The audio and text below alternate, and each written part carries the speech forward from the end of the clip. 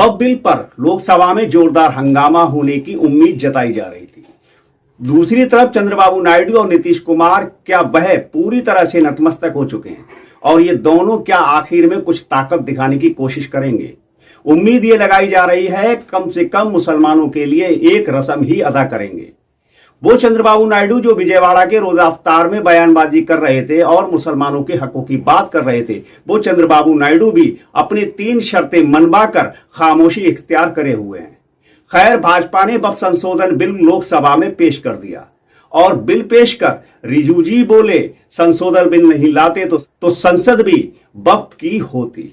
मुस्लिम personal law board ने ऐलान किया देश भर में करेंगे आंदोलन। तो दोस्तों नमस्कार, मैं इरशाद अली और आप देख रहे हैं यूपी 76 न्यूज, खबर हमारी दुनिया तक। बस आपसे एक ही निवेदन है कि चैनल को सब्सक्राइब करके खबर को शेयर जरूर करें। दोस्तों, आज देश भर की निगाहें संसद पर टिकी हुई हैं, खासकर मुसलमानों की, कि वक्फ संशोधन बिल जब लोकसभा में पेश होगा तो क्या होगा। लेकिन जैसा सब सोच रहे थे वैसा कुछ भी नहीं हुआ। बताते चले कि अल्पसंख्यक मामलों के मंत्री किरेन रिजिजू ने बुधवार को वक्फ संशोधन बिल 2024 लोकसभा में पेश किया। दोपहर 12 बजे से बिल पर 8 घंटे की चर्चा शुरू हुई। बिल के जरिए वक्फ बोर्ड की संपत्तियों को कानूनी दायरे में लाने का प्रस्ताव है।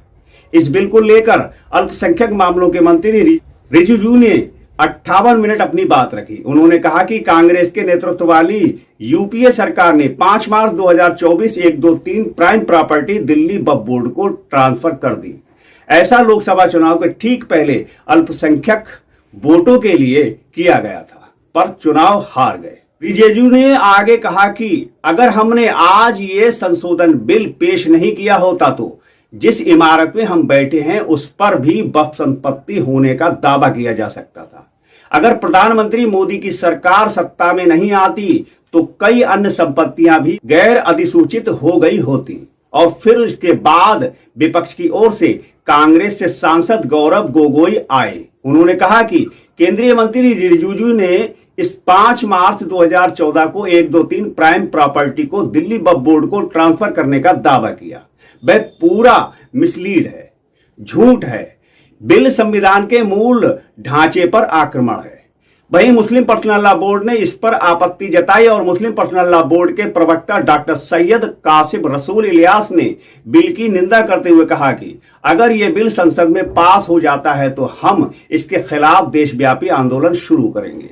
हम चुप नहीं बैठेंगे। हम अपने पास उपलब्ध सभी कानूनी और संवैधानिक प्रावधानों का उपयोग करेंगे। जब तक प्रस्तावित संशोधन वापस नहीं लिए जाते हम शांतिपूर्ण आंदोलन चलाएंगे। बिल भेदभाव और सांप्रदायिक रूप से प्रेरित है। वहीं आजाद समाज पार्टी प्रमुख और नगीना सांसद ने अपनी विचार रखते हुए क्या कहा वो सुनना बहुत जरूरी है। तो आइए उसे सुनते हैं। फिलहाल बिल को लेकर संसद में बहस जारी है। कि गवर्नमेंट अगर तैयार है तो हम लोग भी लोहा लेने के लिए तैयार हैं। उस बिल की आड़ में जिस तरह से जो शंकाएं जेपीसी में विपक्ष के सांसद द्वारा और हम लोगों ने पहले दिन से जिस दिन ये टेबल पर आया था बिल, उस दिन से जो हमने की है, आज भी हम उस बात पर खड़े हैं। हमें भरोसा है ये सरकार की कथनी और करनी में फ़र्क है। ये जो कह रही है वैसा नहीं है। इससे नुकसान के अलावा कुछ नहीं होगा। ये उनके का धार्मिक विषय है और कॉन्स्टिट्यूशन का आर्टिकल 25-26 जो है धार्मिक आज़ादी देता है।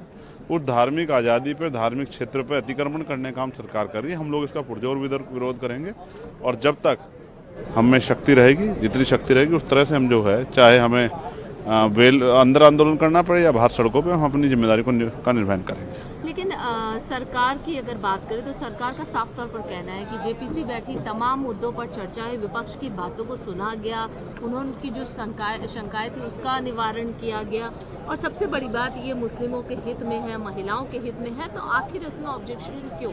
देखिए, कथनी करनी में सरकार की फर्क है। सरकार ने तो किसानों के लिए भी यही कहा था, फिर आपने वापस क्यों लिए? आपने तो जो है जब भी कोई कानून बनाया उनसे पूछा ही नहीं, चाहे ट्रक ड्राइवर्स के खिलाफ बनाया हो आपने, या जब आपने ईडब्ल्यूएस लाया तब भी वो संविधान के विरोध में था। जब आप वुमेन रिजर्वेशन लेके आए उसमें भी SC/ST की महिलाओं को आपने छोड़ा। तो ये सब चीज़ें स्पष्ट करती हैं कि सरकार कथनी और करनी में फ़र्क है। और सरकार जो कह रही है कि ये इनके विरोध में, इनके समर्थन में, इनके फ़ायदे के लिए, महिलाओं के फ़ायदे के लिए है, तो ऐसा अपने द्वारा किए गए कार्यों के द्वारा बताएं कि उन्होंने इन वर्गों के फ़ायदे के लिए किया क्या है। मैं स्पष्ट रूप से कहूं कि सरकार सिर्फ बहलाने के लिए, गुमराह करने के लिए इस तरह की बातें करे, वरना सरकार अपने एजेंडे पर, उनका एजेंडा ये है कि वो किसी तरह से मुसलमानों को आर्थिक रूप से कमजोर करना चाहती है। अगर आज हम लोग इस पर चुप रहते हैं तो कल ये हमला शेड्यूल कास्ट के लोगों पर भी होगा, शेड्यूल ट्राइब पे भी होगा, महिलाओं के अधिकारों पर भी होगा और हर पिछड़े वर्ग के लोगों, उन सब पे हमला होगा। तो जो भी संविधान के विरोध में होगा हम लोग उसका यहाँ विरोध करेंगे, पुरजोर तरीके से विरोध करेंगे। लेकिन आप कह रहे हैं कई मुस्लिम यह है कहा है कि इस पर तमाम डिस्कशन हुआ है और ये मुस्लिमों के फेवर में है। मैं फिर स्पष्ट करूं कि सरकार की विचारधारा से मेल खाते लोग हर समाज में हैं। जमीन पे बहुसंख्यक, जब लोकतंत्र का मतलब होता है जन समर्थन, जनता का विश्वास, जनता का बहुमत, तो जन समर्थन, जन भावनाएं किधर क्या कहाँ है? 5 करोड़ लोगों ने 5 करोड़ जो है मेल करके जो है अपना विरोध दर्ज कराया, तो क्या वो विरोध नहीं है? इसका मतलब सरकार कैलकुलेटिव जो है समर्थन को समर्थन मानती है, बड़े विरोध को विरोध नहीं मानती है। तो मैं स्पष्ट तौर पे कहूंगा कि ये बहुसंख्यक रूप से मुसलमानों में उनके प्रति जो है ये घृणात्मक है और उनके जो है अधिकारों पर अतिक्रमण है।